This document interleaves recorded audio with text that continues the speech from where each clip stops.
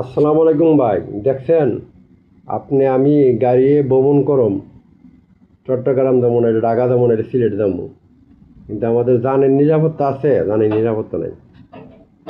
এই দেশে দুর্নীতি বন্ধ হবে না।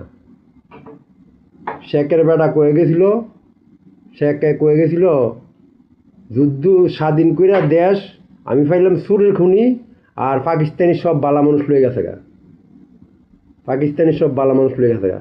ঠিক এই দেশ এরকমই চলবে।